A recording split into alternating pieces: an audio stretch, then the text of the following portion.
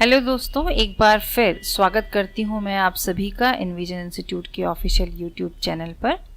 दोस्तों, TDS on salary एक बहुत ही इम्पॉर्टेंट टॉपिक है किसी भी अकाउंटेंट के लिए जो एम्प्लॉयज़ की सैलरी के साथ डील करते हैं। चाहे आप गवर्नमेंट सेक्टर में काम करते हो या फिर आप कॉरपोरेट सेक्टर में, आपके ऑफिस में एम्प्लॉयज़ ज़रूर होंगे और एम्प्लॉयज़ हैं तो सैलरी भी होगी, और अगर सैलरी है तो उसके ऊपर टीडीएस लगना भी लाजमी है। तो दोस्तों, आज इस वीडियो में हम टीडीएस ऑन सैलरी का कॉन्सेप्ट और online filing of quarterly TDS return 24Q के बारे में सीखेंगे। मुझे पूरा विश्वास है कि इस वीडियो को शुरू से अंत तक अच्छे से देखने के बाद टीडीएस ऑन सैलरी के बारे में आप वो सब जान चुके होंगे जिसकी जानकारी किसी भी वर्किंग अकाउंटेंट से एक्सपेक्टेड होती है। और यदि फिर भी आपकी कोई क्वेरीज हैं तो आप प्लीज़ उसे कमेंट बॉक्स पर लिखें और हम आपकी क्वेरीज को ज़रूर अटेंड करेंगे। तो चलिए शुरू करते हैं। टीडीएस ऑन सैलरी ये कवर्ड है under section 192 of income tax act 1961। इसके अलावा इससे रिलेटेड रूल्स हैं रूल 26A, 26B और 26C। अब सबसे पहला सवाल ये आता है कि सैलरी पर टीडीएस किसने काटना है। तो आंसर है any person responsible for paying any income which is chargeable under the head salaries, यानी कि individual, HUF, firm, company, AOP, BOI, government, local authority etcetera. आप जो भी हैं, अगर आप एम्प्लॉयज को सैलरी देने के लिए रिस्पॉन्सिबल हैं तो सैलरी पर टीडीएस काटना भी आपकी ही रिस्पॉन्सिबिलिटी है। अब नेक्स्ट क्वेश्चन आता है, हु इज द डिडक्टी।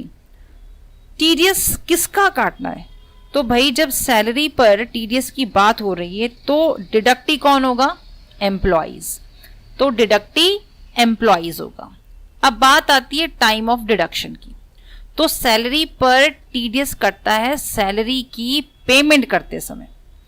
यहां एक बात इंपॉर्टेंट है कि डिफरेंट सेक्शंस में time of deduction for TDS होता है अर्लियर ऑफ पेमेंट और crediting the laser of party.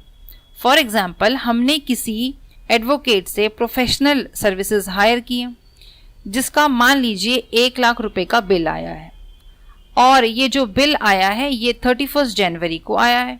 तो हमने इस एक्सपेंस को रिकॉर्ड किया 31 जनवरी 2020 को, और हम इसकी पेमेंट करते हैं मान लीजिए 5 फरवरी को। तो इस केस में टैक्स डिडक्शन हमें करना होगा 31 जनवरी को, ना कि 5 फरवरी को। लेकिन सैलरी के केस में ऐसा नहीं होता।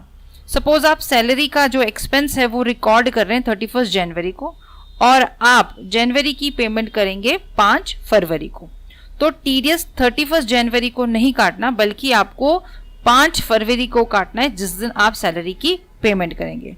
तो इसकी जो जर्नल एंट्री वो कुछ इस तरीके से होती है। देखिए, अभी जो हमने एडवोकेट की सर्विसेज ली थी वो प्रोफेशनल सर्विसेज थी।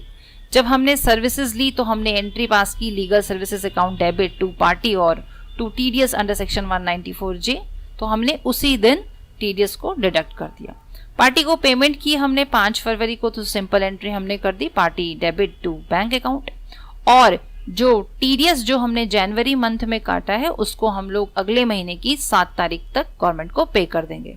तो हमने वो 7 फरवरी को गवर्नमेंट को पे कर दिया। तो उसकी हमने जो जनरल एंट्री की वो TDS under section 194J account debit to bank account कर दिया। वहीं टीडीएस ऑन सैलरी के केस में जिस दिन आपने सैलरी को ड्यू किया उस दिन आप सिंपल एंट्री पास करेंगे salary account debit to salary payable, और सैलरी की पेमेंट आपने की है नेक्स्ट मंथ की 5th को, तो salary payable account debit to, अब आप इस समय यहाँ पर टीडीएस को डिडक्ट करेंगे टू टीडीएस अंडर सेक्शन 192 और टू बैंक अकाउंट। अब आपने टीडीएस डिडक्ट किया है फरवरी मंथ में, तो ऑब्वियसली इसकी जो पेमेंट करेंगे वो आप मार्च मंथ की 7th या उससे पहले पहले कर देंगे। तो हमने यहाँ पर माना कि हमने 7 मार्च को ही टीडीएस की पेमेंट कर दी।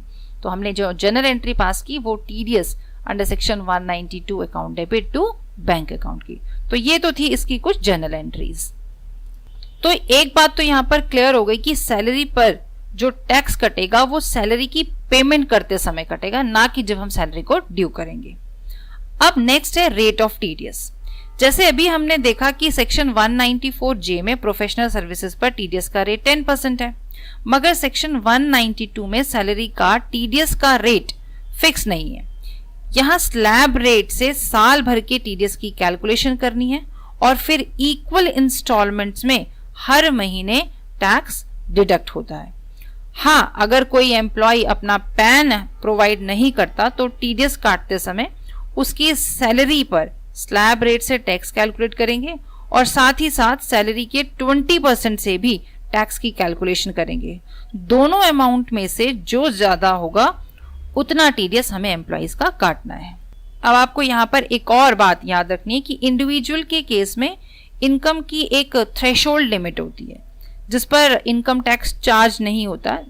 फॉर एग्जाम्पल असेसमेंट ईयर 2021 के लिए किसी भी इंडिविजुअल के केस में ये लिमिट 2.5 लाख की है, यानी अगर आपकी टोटल इनकम 2.5 लाख तक है तो इस पर कोई टैक्स नहीं देना। रेजिडेंट सीनियर सिटीजन के केस में ये लिमिट बढ़कर 3 लाख हो जाती है और रेजिडेंट सुपर सीनियर सिटीजन के केस में ये लिमिट 5 लाख रुपए हो जाती है। अब रेजिडेंशियल स्टेटस अगर किसी को जानना है तो वो सेक्शन 6 को देख सकते हैं, वहां पर आपको रेजिडेंशियल स्टेटस के बारे में बताया हुआ है।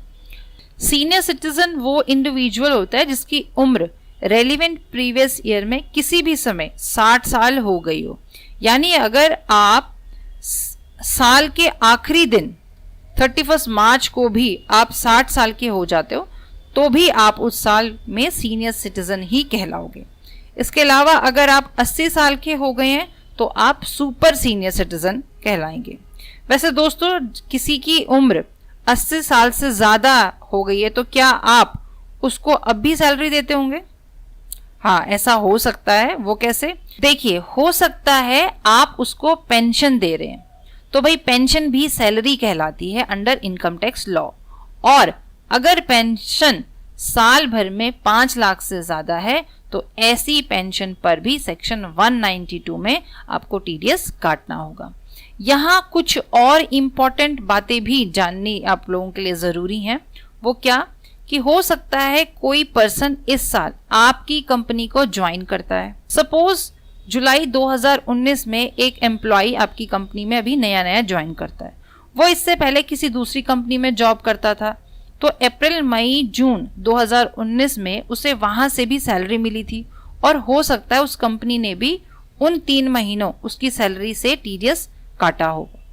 अगर वो एम्प्लॉय आपको उन 3 महीनों की सैलरी और उस पर काटे गए टीडीएस की इंफॉर्मेशन फॉर्म 12B में फिल करके देता है तो उस सैलरी को भी आप आपके यहाँ से दी जाने वाली सैलरी में ऐड कर लें और फिर टोटल सैलरी पर टीडीएस कैलकुलेट करें और जितना टैक्स पिछले एम्प्लॉय ने काट दिया था वो माइनस कर दें और बचा हुआ टीडीएस अब आपको काटना होगा। इसके अलावा सेक्शन 1013A में अगर एचआरए में किसी एम्प्लॉय को एग्जम्पशन अलाउड है तो उसकी डिटेल्स वो आपको फॉर्म 12BB में दे सकता है। सेक्शन 10(5) में अगर किसी एम्प्लॉय को एलटीसी में एग्जम्पशन मिलती है तो उसकी इंफॉर्मेशन भी वो आपको फॉर्म 12BB में दे सकता है। और अगर किसी एम्प्लॉय को इनकम फ्रॉम हाउस प्रॉपर्टी के हेड में कोई लॉस हो रहा है due to interest on borrowed capital तो सेक्शन 12B में इसकी डिडक्शन के लिए भी वह एम्प्लॉय अपने एम्प्लॉयर को फॉर्म 12BB में इंफॉर्मेशन फर्निश कर सकता है। सेक्शन 80C से 80U तक जो एलिजिबल डिडक्शंस अलाउड हैं उनकी इंफॉर्मेशन भी एम्प्लॉय फॉर्म 12BB में दे दे तो आप उसका टीडीएस कैलकुलेट करते हुए उसे एलिजिबल डिडक्शंस अलाउ करेंगे। सेक्शन 1013A में जब कोई एम्प्लॉय एग्जम्पशन मांगता है तो उसे कुछ डिटेल्स फर्निश करनी है, जैसे अगर साल भर का किराया 1 लाख रुपए से अधिक है तो मकान मालिक का पैन भी आपको देना होगा, और अगर एचआरए 3,000 रुपए महीना से ज्यादा है तो रेंट पेड की रिसीट भी एम्प्लॉय देगा, तभी आप उसे सेक्शन 1013A में एग्जम्पशंस अलाउ करेंगे। Now in brief what the employer will do, employer को क्या क्या करना होता है। साल भर की सैलरी का एस्टिमेट लगा के साल भर का टीडीएस कैलकुलेट करो और फिर हर महीने सैलरी से डिडक्ट करते रहो। उसके बाद नेक्स्ट मंथ की 7th तक चालान ITNS 281 के थ्रू जितना टीडीएस अलग अलग एम्प्लॉयज की सैलरी से काटा है वो सब जमा करवा दीजिए। टीडीएस चालान पर हमारा वीडियो पहले से दिया गया है, उसका लिंक आपको डिस्क्रिप्शन बॉक्स पर मिल जाएगा। अगर आपने ये वीडियो पहले नहीं देखा है तो आप उसे देख लीजिए। और फिर आती है बात टीडीएस रिटर्न फॉर्म 24Q की। तो दोस्तों ये रिटर्न फाइल होनी है क्वार्टरली। और कब तक आपको इसको फाइल करना है? तो जैसे ही क्वार्टर खत्म होता है उस क्वार्टर खत्म होने के अगले महीने की 31 तक, यानी कि अगर मैं बात करूं अक्टूबर, नवंबर, दिसंबर के क्वार्टर की रिटर्न की, तो 31 जनवरी तक आपको उसकी रिटर्न फाइल करनी होती है। लेकिन जो लास्ट क्वार्टर है जनवरी, फरवरी, मार्च का, मींस क्वार्टर 4, उसकी रिटर्न आप 31 मई तक फाइल कर सकते हैं। अच्छा, आपने रिटर्न फाइल कर दी। अब आपको उसके बाद क्या करना है? तो साल बीतने के बाद आपको साल भर के टीडीएस का सर्टिफिकेट फॉर्म 16 में ट्रेसेस की साइट से डाउनलोड करके 15 जून तक एम्प्लॉइज को इशू करना है। तो यहाँ याद रखने वाली बात यह है कि बाकी सेक्शंस में काटे गए टीडीएस का सर्टिफिकेट फॉर्म 16A में क्वार्टरली इशू करना होता है, जबकि सैलरी के टीडीएस का सर्टिफिकेट फॉर्म 16 हमें एनुअली ही डाउनलोड करना होता है और एनुअली ही हम लोग उसे इशू करते हैं। अच्छा दोस्तों, यूं तो एम्प्लॉयर को टीडीएस काटना है एम्प्लॉय की सैलरी पर, लेकिन अगर एम्प्लॉय दूसरे हेड्स की इनकम भी एम्प्लॉयर को रिपोर्ट करता है तो फिर एम्प्लॉयर ऐसी सभी इनकम्स को ऐड करके टैक्स कैलकुलेट करेगा और उस पर टैक्स डिडक्ट करेगा। तो ये कौन कौन से हेड्स हैं? तो भाई इनकम्स को 5 हेड्स में डिवाइड किया गया है। फर्स्ट है सैलरी, सेकंड है income from house property, third है profit and gains from business और प्रोफेशन, फोर्थ है कैपिटल गेन्स और लास्ट है इनकम फ्रॉम अदर सोर्सेज। तो इनमें अगर एम्प्लॉय कोई इनकम डिक्लेयर करता है तो उसे भी ऐड कर लेना और फिर टैक्स कैलकुलेट कर लेना। अब बात आती है टीडीएस को कंप्यूट कैसे किया जाएगा। तो चलिए इसे देख लेते हैं। ग्रॉस टोटल इनकम आपने निकाल ली। इसमें से सेक्शन 80C से 80U तक जितनी एलिजिबल डिडक्शंस है उन्हें माइनस कर दो। डिडक्शंस माइनस करने के बाद जो आपके पास इनकम बचेगी उसे हम लोग टैक्सेबल इनकम कहते हैं। अब इस इनकम पर स्लैब रेट से टैक्स कैलकुलेट कर लीजिए। अगर सेक्शन 87A का रिबेट एप्लीकेबल है तो वो माइनस कर लीजिए। और ये क्या है? इसमें अगर एम्प्लॉय की टैक्सेबल इनकम 5 लाख रुपए से ज्यादा नहीं है तो जितना इनकम टैक्स बना उस सारे का रिबेट एम्प्लॉय को मिल जाएगा, यानी कि नेट इनकम टैक्स फिर 0 हो जाएगा। और जब ये 0 हो गया तो फिर आगे आपको कुछ नहीं सोचना है। लेकिन अगर टैक्सेबल इनकम 5 लाख रुपए से ज्यादा है तो अब कोई रिबेट सेक्शन 87 में नहीं मिलेगा। और अगर उस एम्प्लॉय की टैक्सेबल इनकम 50 लाख रुपए से ज्यादा थी तो इनकम टैक्स के ऊपर आपको सरचार्ज भी ऐड करना होगा। अब इनकम टैक्स और सरचार्ज दोनों मिलकर जितना बने उस पर 4% के रेट से आपको हेल्थ एंड एजुकेशन सेस भी ऐड करना है। और अब जो अमाउंट आएगा वो टोटल टीडीएस है, इसको आप 12 से डिवाइड कर दीजिए और जो अमाउंट आए उतना टीडीएस हर महीने सैलरी से काट लेना। तो इसको हम लोग एग्जाम्पल के थ्रू समझ लेते हैं। देखिए मिस्टर एक्स, उनकी एज आपको दी है, इट मीन्स वो सीनियर सिटीजन नहीं है। उनकी सैलरी की डिटेल्स आपको यहाँ पर दी है। उनकी बेसिक पे 40,000 पर मंथ है, उनको डीए 20,000 पर मंथ मिल रहा है, ट्रांसपोर्ट अराउंड 10,000 है। इसके अलावा उन्होंने अपनी इनकम डिक्लेयर की है हाउस प्रॉपर्टी से, उन्हें लॉस हो रहा है 30,000 का। और उनकी जो एलिजिबल डिडक्शन है 80C से 80U तक वो 1,60,000 की है। अब आपको बताना है कि उनका कितना टीडीएस काटा जाएगा पर मंथ। तो देखिए उनकी जो ग्रॉस टोटल इनकम आई वो 7,60,000 आ गई। उसमें से उनको जो डिडक्शंस अलाउड हैं वो 1,60,000 की, तो उनकी जो टैक्सेबल इनकम आ गई वो 6 लाख की आ गई। इसलिए 6 लाख की इनकम के ऊपर हम लोगों ने इनकम टैक्स कैलकुलेट किया। 2.5 लाख तक टैक्स रेट 0 है तो कोई टैक्स नहीं आया। 2.5 लाख से 5 लाख तक 5% 12,500। 5 लाख से ऊपर 1 लाख वो कमा रहे हैं, उसका 20% मीन्स 20,000। तो जो टोटल इनकम टैक्स आया उनका वो 32,500 आ गया। रिबेट उनको मिलेगा नहीं 87A में, क्योंकि उनकी जो टैक्सेबल इनकम है that is more than 5 lakh rupees. Surcharge नहीं लगेगा क्योंकि टैक्सेबल इनकम 50 लाख से ऊपर नहीं है। तो इस इनकम टैक्स के ऊपर हम लोगों ने 4% से हेल्थ एंड एजुकेशन सेस को कैलकुलेट किया, दैट कम्स 1300, और जो टोटल टीडीएस उनका साल भर का बना वो 33,800 बना। तो अब इसको हम लोग डिवाइड कर देते हैं 12 से, तो जो टीडीएस पर मंथ आया वो 2817 आया। इसको आप राउंड करके 3000 पर मंथ भी डिडक्ट कर सकते हैं, और जो रिमेनिंग अमाउंट बच जाएगा उनको आप लास्ट मंथ में एडजस्ट कर सकते हैं। तो दोस्तों इस तरीके से हमें हर एम्प्लॉय का टीडीएस कैलकुलेट करना होता है, और फिर उस टीडीएस को हमें गवर्नमेंट को जमा करवाना होता है। तो आगे रिटर्न का प्रोसेस समझते हैं हम लोग। देखिए, टीडीएस रिटर्न 24Q प्रिपेयर करने के लिए आप गूगल पे टाइप करेंगे ETDS RPU, क्योंकि हम इसी सॉफ्टवेयर पर रिटर्न बनाना सीख रहे हैं, और एंटर प्रेस कर दीजिए। एंटर प्रेस करने के बाद अगेन आप इसी लिंक पे क्लिक कीजिए, और यहाँ पर आप जब इसको स्क्रॉल डाउन करते हुए नीचे आएंगे तो यहाँ देखिए RPU फॉर क्वार्टरली रिटर्न्स, यहाँ पर आपको डाउनलोड RPU वर्जन 3.0, ये चेंज होता रहता है टाइम टू टाइम। तो अभी जो लेटेस्ट वर्जन चल रहा है RPU का वो 3.0, आप इस पर क्लिक कीजिए। क्लिक करने के बाद आप उस फाइल को सेव कर दीजिए, और सेव करने के बाद आपको उसको एक्सट्रैक्ट करना होगा। ये देखिए, ये यहाँ पर डाउनलोड हो चुका है, तो हम इसको राइट क्लिक करके यहाँ पर एक्सट्रैक्ट कर देते हैं, और एक्सट्रैक्ट करने के बाद आप इसे ओपन कर दीजिए। अब आप इसे ओपन कीजिए। ओपन करने के बाद आप यहाँ जब स्क्रॉल डाउन करते हुए आएंगे तो ये देखिए TDS RPU 3.0, ये एग्जीक्यूटेबल जार फाइल है, मीन्स जावा की फाइल है। आप इसको डबल क्लिक करके ओपन कर दीजिए, और ओपन करने के बाद सेम जैसे हम लोगों ने TDS रिटर्न 26Q को भरा था, सेम इसी तरीके से हम इस रिटर्न को भी प्रिपेयर करेंगे। आप इसे ओके कीजिए।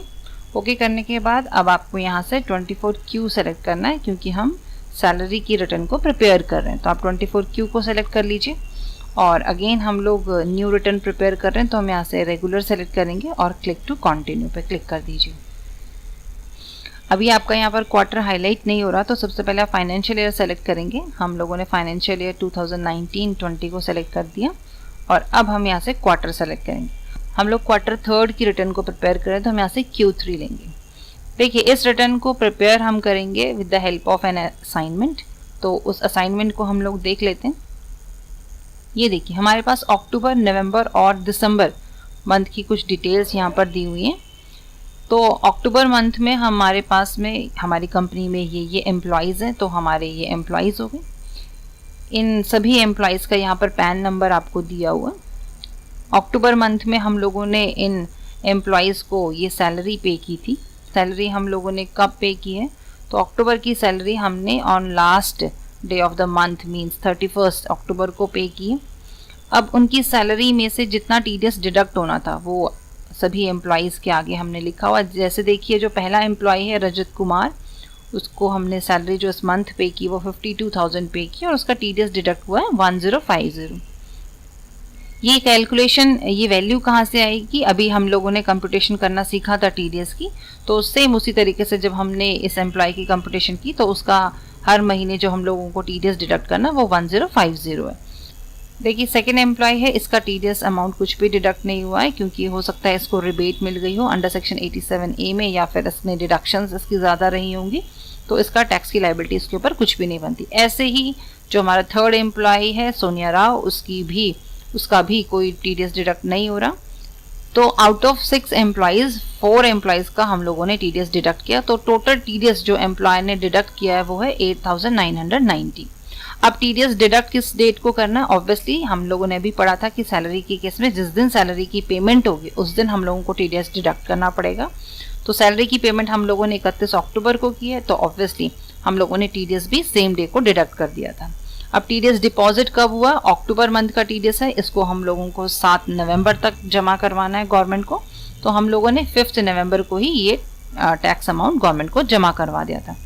Through this challan number. आप देखिए चारों एम्प्लॉयज़ का चलान नंबर सेम है, क्योंकि ये जो टीडीएस हम लोगों ने डिडक्ट किया है ना, वो अंडर सेक्शन 192 में डिडक्ट किया है। सिंगल सेक्शन है तो इसके लिए हम लोग एक सिंगल चलान क्रिएट करेंगे। बेशक हमारे पास डिडक्टी 4 है, तो ये जो चलान है ये चलान नंबर सेम है सबका। बीएसआर कोड आपका यहाँ पर दिया हुआ है और चलान अमाउंट इन सभी एम्प्लॉयज़ का जो हमने टीडीएस डिडक्ट किया था 8990, उसका हमने एक सिंगल चलान क्रिएट किया, तो चलान अमाउंट भी सेम आ जाएगा सब में। सिमिलरली नवंबर मंथ में भी आपको डिटेल्स दी हुई हैं और दिसंबर मंथ में भी आपको यहाँ पर डिटेल्स दी हैं। तो आज हम इसी असाइनमेंट के थ्रू सैलरी की रिटर्न को प्रिपेयर करना सीखेंगे। तो चलिए चलते हैं। देखिए सबसे पहले आपको यहाँ पर डालना है अपनी कंपनी एम्प्लॉयर का टैन नंबर। तो जो भी आपके एम्प्लॉयर का टैन नंबर है आप उसको यहाँ पर एंटर कर दीजिए। मैंने यहाँ पर अपने एम्प्लॉयर का टैन नंबर यहाँ पर एंटर कर दिया। देन उसके बाद परमानेंट अकाउंट नंबर आप यहाँ पर डालेंगे।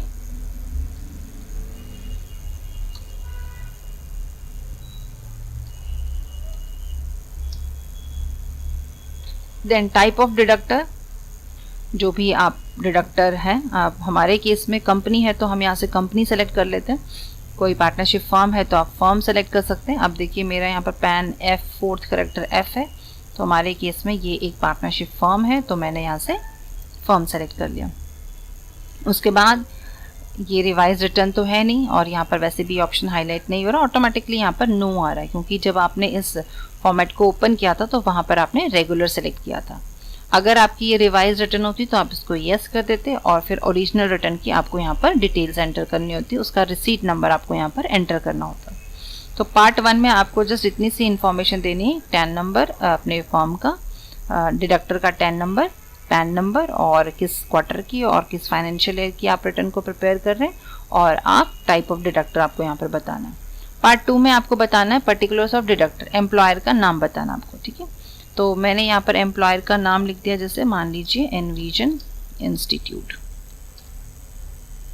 देन उसके बाद ब्रांच है, अगर कोई है ब्रांच तो आप डाल दीजिए, अदरवाइज नॉट एप्लीकेबल हमने यहाँ सेलेक्ट कर लिया। फ्लैट नंबर, देन मैं यहाँ पर लिख देती हूँ जैसे फ्लैट नंबर मैंने यहाँ लिख दिया। उसके बाद नेम ऑफ प्रेमाइसेस मैंने यहाँ लिख दिया मिलाप नगर। देन अदर डिटेल्स को भी आप लोग फिल करेंगे। देखिए इस तरीके से आप डिटेल्स को यहाँ पर एंटर करेंगे। जिन भी फील्ड के ऊपर ये एस्ट्रिक मार्क है वो मैंडेटरी फील्ड्स हैं और उनकी डिटेल्स को आप यहाँ पर एंटर करना ही है। आगे देखिए ईमेल आईडी है, ईमेल आईडी के ऊपर कोई भी एस्ट्रिक मार्क नहीं है, बट फिर भी आपको ईमेल आईडी को एंटर करना होता है, क्योंकि अगर आप जब बाद में इसको सेव करते हैं तो सिस्टम उसमें एरर शो कर देता है। तो यहाँ पर आप ईमेल आईडी डाल दीजिए। देन आपने यहाँ पर ईमेल आईडी एंटर कर दिया। उसके बाद नेक्स्ट वो पूछता है आपसे has address change since last return, जो आपने लास्ट रिटर्न फाइल की थी उसमें जो एड्रेस है और इस वाले रिटर्न में जो एड्रेस है क्या उसमें कोई चेंज है। तो हमने कहा नहीं ऐसा तो नहीं है, अगर होता तो आप यहाँ पर यस कर देते हैं। अब अगर आप जीएसटी में भी रजिस्टर हैं तो आपको यहाँ पर अपना जीएसटी नंबर एंटर करना होगा। तो जैसे हम लोग रजिस्टर हैं तो हमने यहाँ पर एंटर कर दिया।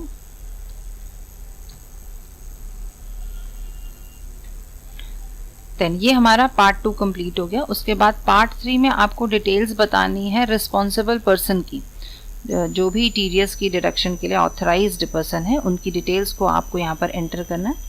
एड्रेस अगर सेम है तो आप यहाँ पर सेम एज अबव को टिक कर दीजिए और जो भी पर्सन है उसकी आप डिटेल्स यहाँ पर लिख लीजिए। क्या कहता है फिर नेक्स्ट वो आपसे पूछता है कि has regular statement for form 24Q filed for earlier periods. It means कि क्या आपने प्रीवियस क्वार्टर के लिए फॉर्म 24Q फाइल किया है। अगर आपने किया है तो आप यहाँ से येस सेलेक्ट करेंगे, और अगर आपने नहीं किया है, आप फर्स्ट टाइम रिटर्न को प्रिपेयर कर रहे हैं, तो आप यहाँ से नो सेलेक्ट करेंगे। बट हमारे केस में हम लोगों ने प्रीवियस क्वार्टर में 24Q फाइल किया था तो हम लोग यहाँ से येस सेलेक्ट कर लेंगे। उसके बाद नेक्स्ट ऑप्शन आता है receipt number of earlier statement filed for form 24Q। अब आपने यहाँ पर येस सेलेक्ट किया है तो आपको यहाँ पर प्रीवियस क्वार्टर की रिटर्न का रिसीट नंबर एंटर करना है। जो रिसीट नंबर होता है अगेन आपका ये 15 डिजिट का नंबर होता है, तो आप यहाँ पर उसको एंटर कर दीजिए। देन ये हमारा फॉर्म फिल हो चुका है, मींस अभी हम लोग टैब फॉर्म पर हैं तो यहाँ पर ये फॉर्म हमने फिल कर दिया। देन नेक्स्ट टैब पर आप क्लिक करेंगे चलान। अब चलान पर आपको चलान की डिटेल्स को एंटर करना होगा। तो इस टैक्स के दौरान आपके पास कितने चालान थे। तो देखिए असाइनमेंट पे हम लोग देखते हैं, हमारे पास अक्टूबर का एक चालान है और नवंबर का एक चालान है, उसके बाद दिसंबर में हमारे पास एक चालान, तो टोटल हमारे पास में 3 चालान की डिटेल्स है।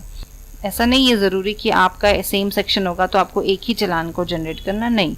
अगर आप 2 चालान से TDS अमाउंट को पे करना चाहते हैं तो आप 2 चालान भी यूज़ कर सकते हैं। तो हमारे केस में 3 चालान है फॉर 3 मंथ्स। तो हम यहाँ से अभी यहाँ पर आपको कुछ भी नहीं दिखाई दे रहा, ऑल फील्ड्स आर ग्रे। तो अब आपको सबसे पहले यहाँ पर क्या करना है, ऐड रो करना है। ऐड रो करने के बाद आप यहाँ पर कितने चालान आप ऐड करना चाहते हैं, 3। तो मैंने यहाँ से 3 कर दिया, ओके। अब आपको यहाँ पर 3 रोज आपकी यहाँ पर ऐड हो चुकी हैं। नंबर 1 आपसे पूछता है TDS को, आपको TDS का अमाउंट कितना था। आप देखिए यहाँ पर जो अक्टूबर मंथ में हम लोगों ने TDS डिडक्ट किया था उसका अमाउंट था हमारा टोटल 8990। ये देखिए, तो आप इसको यहाँ पर फिल कर दीजिए 8990। सरचार्ज कुछ था तो एंटर कीजिए, एजुकेशन से 0, इंटरेस्ट 0, फीस पेनल्टी अगर कुछ होता तो आप यहाँ पर उनकी वैल्यू को फिल कर सकते थे। देन टैब के साथ मैं आगे बढ़ती हूँ। देन BSR कोड, आप देखिए यहाँ से BSR कोड है हमारा 0370425, 0370425। देन हम लोगों ने टैब आगे किया। जो भी ग्रे फील्ड्स हैं वहाँ पर आपको डिटेल्स को एंटर नहीं करना, सिर्फ आपको वाइट फील्ड्स में ही डिटेल्स को एंटर करना है।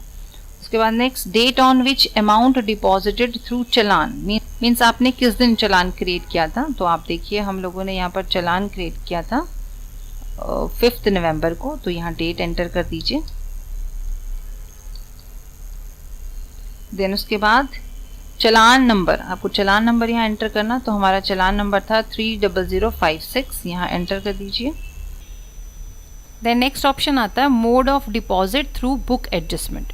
देखिए जो गवर्नमेंट डिपार्टमेंट होते हैं वो बुक एडजस्टमेंट के थ्रू अपने TDS का अमाउंट एडजस्ट कर सकते हैं। तो अगर आपके केस में ये एप्लीकेबल है तो आप यहाँ से येस सेलेक्ट कीजिए, अदरवाइज आप यहाँ से नो सेलेक्ट करेंगे। देन आगे बढ़ते हैं। इंटरेस्ट कुछ है नहीं, अदर्स में कोई नहीं आएगा, माइनर। अब आपको यहाँ से 2 ऑप्शंस मिलेंगे, एक आता है आपका 200 और 400। अगर आप TDS की पेमेंट खुद कर रहे हैं, टैक्स पेयर खुद कर रहा है, तो आप यहाँ से 200 सेलेक्ट करेंगे। और अगर आपकी कुछ असेसमेंट हुई थी, कोई नोटिस आपको आया था और उस नोटिस के अगेंस्ट में आप टैक्स की पेमेंट कर रहे हैं, तो आप यहाँ से 400 को सेलेक्ट करेंगे। तो हमारे केस में ऐसा कुछ था नहीं, तो हम लोगों ने यहाँ से 200 को सेलेक्ट कर दिया। देन ये डिटेल्स होगी एक चालान की। इसी तरीके से आपको सभी चालान की डिटेल्स को एंटर करना है। ये देखिए इस तरीके से आपने सारे चालान की डिटेल्स को यहाँ पर एंटर कर दिया। अब आप नेक्स्ट टैब पर मूव करेंगे, एनेक्चर 1 डिडक्टिव डिटेल्स, आप इस पर क्लिक कीजिए। अब आपको यहाँ पर डिडक्टिव की डिटेल्स को एंटर करना है। तो देखिए इसके लिए भी अगेन आपको रो इंसर्ट करनी होगी, तो यहाँ से हम लोग इंसर्ट रो पे क्लिक करते हैं। अब आपको बताएं, देखिए जो चालान नंबर 1 था उस चालान नंबर 1 में आपने कितने डिडक्टीज का टैक्स अमाउंट जमा करवाया। तो यहाँ देखिए जो हमारा पहला चालान था for the month of October 2019, उसमें देखिए चालान तो एक ही था, लेकिन उस चालान में हमने रजत कुमार, अमित गुप्ता, रिया वर्मा और आंचल, इनसे टैक्स को डिडक्ट करके वो जमा कराया था। तो मीन्स हमारे 4 डिडक्टीज हैं एक चालान में। तो चालान नंबर 1 में आपको डालने हैं कितने डिडक्टीज की डिटेल्स, यहाँ पर आप डालेंगे कि 4 डिडक्टीज की डिटेल्स। इसके अलावा जो हमारा नवंबर मंथ में जो चालान था उसमें 1 2 3 4 अगेन 4 एम्प्लॉयज़ हैं, तो यहाँ पर फिर हम लोगों ने 4 एंटर कर दिया। उसके बाद जो नेक्स्ट है हमारे पास दिसंबर में 1 2 3 4, इसमें भी हमारे 4 डिडक्टीज हैं, तो हमको यहाँ पर 4 डिडक्टीज की डिटेल्स को एंटर करना है 4। तो चालान नंबर 1 में भी 4 डिडक्टीज हैं, चालान नंबर 2 में भी 4 डिडक्टीज हैं, चालान नंबर 3 में भी 4 डिडक्टीज हैं। आप इसको ओके कर दीजिए। जैसे आप ओके करेंगे यहाँ पर देखेंगे आप 12 रोज आपकी यहाँ पर ऐड हो चुकी है, 4 फॉर ईच मंथ। तो देखिए ये चारों चालान नंबर 1 के अगेंस्ट आ रहे हैं, यहाँ पर 4 टाइम्स चालान नंबर 2 आ रहा है और 4 टाइम्स चालान नंबर 3 आ रहा है। अब इसमें से कुछ फील्ड्स तो देखिए ऑटोमेटिकली यहाँ पर फिल्ड है। ये पीछे जो भी हमने चालान फॉर्म भरा था, चालान टैब में जो हमने डिटेल्स एंटर की थी, उससे ये डिटेल्स यहाँ पर ऑटो पॉपुलेटेड होगी। अब देखिए चालान नंबर 1 में जो सेक्शन है वो कौन सा सेक्शन है आपका, 192A है, 192B है या 192C है। तो आपका केस है 192B, क्योंकि आप गवर्नमेंट एम्प्लॉयर नहीं हैं और आपके जो एम्प्लॉयज़ हैं वो अदर देन गवर्नमेंट एम्प्लॉयज़ हैं। तो यहाँ से 192B सेलेक्ट कर लेंगे हम लोग। टैब से आप आगे बढ़िए। ये कुछ फिगर्स हैं जो पीछे से ऑटोमेटिकली आ रही हैं। Then employ reference number provided by employer, अगर आपके एम्प्लॉयर ने कोई एम्प्लॉय का रेफरेंस नंबर है, हो सकता है उनके एम्प्लॉय कोड होंगे, तो आप यहाँ पर वो डिटेल्स डाल सकते हैं। जैसे मान लीजिए मेरा एम्प्लॉय कोड है इनविजन E01, तो मैं यहाँ पर लिख सकती हूँ। उसके बाद आपको पैन ऑफ एम्प्लॉय का पैन नंबर डालना। तो देखिए अपने असाइनमेंट में जब हम लोग जाएंगे तो यहाँ देखिए रजत कुमार, इसका पैन नंबर आपको दिया है। मैं इसको यहाँ से कॉपी कर लेती हूँ और फिर हम लोग इसको यहाँ पर पेस्ट कर देते हैं। ठीक है, चलिए नेम ऑफ एम्प्लॉय का क्या नाम था, रजत कुमार, तो आप या तो वहाँ पर लिख लीजिए, अदरवाइज यहाँ से कॉपी भी कर सकते हैं। देन नेक्स्ट चलते हैं हम लोग डेट ऑफ पेमेंट / क्रेडिट। आपने सैलरी की पेमेंट किस दिन किया, हमने उनको 31/10/2019 को की है, तो आप यहाँ पर डेट एंटर कर दीजिए। Then next amount paid credited, कितना हमने अमाउंट उनको पे किया था, 52,000, तो 52,000 आपने यहाँ पर अमाउंट लिखना है। यहाँ पर आपको वो अमाउंट बताना है जो उनका बिफोर डिडक्टिंग टीडीएस अमाउंट है। टीडीएस कितना आपने उनका डिडक्ट किया है, 1050, तो मैंने यहाँ 1050 लिख दिया। सरचार्ज कुछ है तो डाल देंगे, अदरवाइज यहाँ मैंने 0 कर दिया, एंटर। उसके बाद नेक्स्ट टोटल टैक्स डिडक्टेड, तो ये टोटल टैक्स आ गया हमारे केस में। देन टोटल टैक्स डिपॉजिटेड भी आपने इतना ही जमा करवाया होगा, 1050। Then tax date of deduction, आपने किस दिन उनका टीडीएस डिडक्ट किया। ऑब्वियसली टीडीएस हमने डिडक्ट भी 31/10 को ही किया है, तो यहाँ पर सेम डेट आ गई। देन अगर आपने टीडीएस नहीं काटा या ज़्यादा काट दिया तो उसका आपको यहाँ पर रीज़न मेंशन करना होता है। तो अगर ए आप तब सेलेक्ट करेंगे जब आपने लोअर डिडक्शन किया है, और उसके लिए आपके पास में क्या होना चाहिए, सर्टिफिकेट होना चाहिए अंडर सेक्शन 197। और बी आप तब सेलेक्ट करेंगे जब आपने टीडीएस डिडक्ट नहीं किया, क्योंकि आपके पास सर्टिफिकेट था, आपको 0 डिडक्शन थी। और सी आप तब सेलेक्ट करेंगे जब आपने हायर रेट से टीडीएस को डिडक्ट किया, क्योंकि आपके एम्प्लॉय ने आपको पैन नहीं दिया था। तो हमारे केस में ऐसा कुछ है नहीं, तो हम यहाँ पर कुछ भी सेलेक्ट नहीं करेंगे। टैब से आप आगे बढ़िए। Certificate number issued by assessing officer under section 197 for non deduction lower deduction, ये आपको मैं पहले भी बता चुकी हूँ। जो अगर आपने लास्ट वीडियो देखी होगी तो उसमें भी आपको पता होगा कि लोअर डिडक्शन के लिए जब एम्प्लॉय अप्लाई करता है तो उसको फिर असेसिंग ऑफिसर से अंडर सेक्शन 197 में एक सर्टिफिकेट मिलता है। उस सर्टिफिकेट वो अपने एम्प्लॉयर को दिखाता है और फिर हम उसके बेस पर उसका टीडीएस कम काटते हैं या फिर उसका टीडीएस नहीं काटते हम लोग। तो अगर ऐसा कुछ होता तो यहाँ पर आपको सर्टिफिकेट नंबर एंटर करना होता, बट हमारे केस में ऐसा है नहीं, तो हम इसको ब्लैंक छोड़ देते हैं। तो इस तरीके से आपने ये सबकी डिटेल्स को यहाँ पर एंटर कर देना है। इस तरीके से आप ये सारी डिटेल्स को एंटर कर देंगे और एंटर करने के बाद में आप नेक्स्ट टैब पे मूव करेंगे, अदर सर्विसेज ऑफ 10। अब अगेन आपने जो चालान पे किया है उसकी फाइल को आपको इंपोर्ट करना होगा NSDL की साइट से। उस फाइल को हम लोग कहते हैं चालान स्टेटस इंक्वायरी। इसके आगे का प्रोसीजर सेम वही प्रोसीजर है जो हम लोगों ने TDS रिटर्न 26Q के लिए फॉलो किया था। तो वो आप अगर जानना चाहते हैं तो अगेन आप उस वीडियो को देख सकते हैं, जिसका लिंक आपको डिस्क्रिप्शन बॉक्स में मिल जाएगा। आपको हमारी वीडियो कैसी लगी प्लीज़ कमेंट बॉक्स पर टाइप करके हमें बताइएगा। Thank you so much.